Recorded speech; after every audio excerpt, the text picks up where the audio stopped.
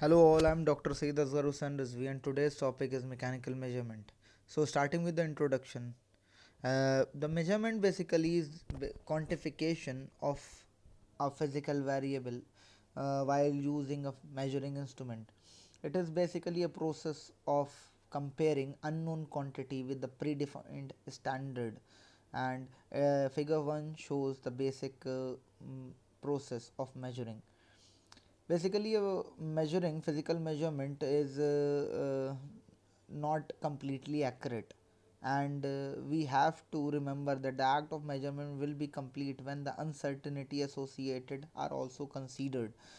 Starting Before starting the mechanical measurement, we will discuss some basic definitions, and first of them is hysteresis in mechanical measurement systems.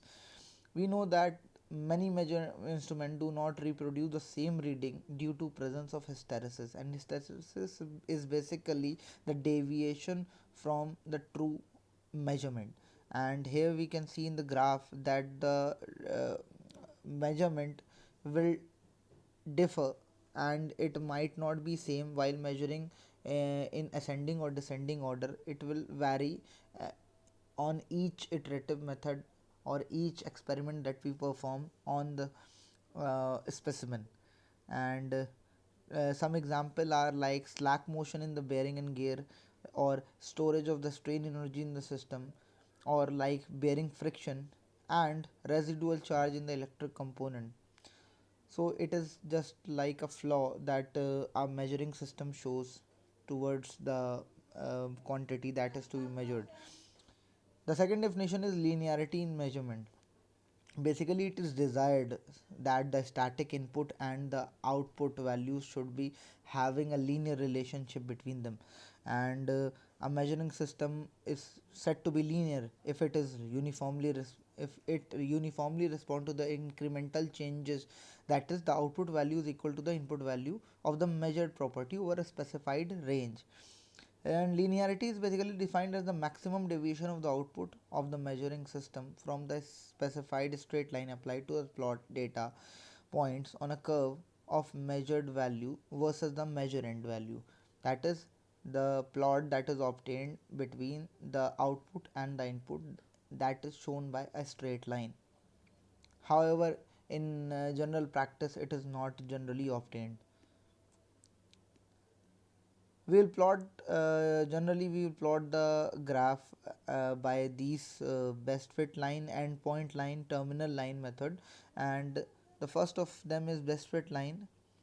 The plot of output value versus the input values with the best fit line is shown in figure 4, and this is the most common way to show the correlation between two variables.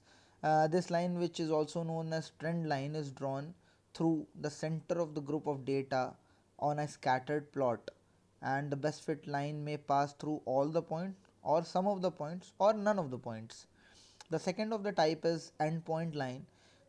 We will just draw a line that is joining the two end points of that is plot between the input values and output values. And the third is terminal line. Terminal line is basically it originates from the origin of the graph, and it is drawn uh, at a full scale output. Last is least square line. It is the most preferred and extensively used method in regression analysis. It was first used by Carl Friedrich Gauss, and it is basically earlier description of the least square method. It is the statistical technique and more precise way of determining the line of best fit for a given set of data. Thank you.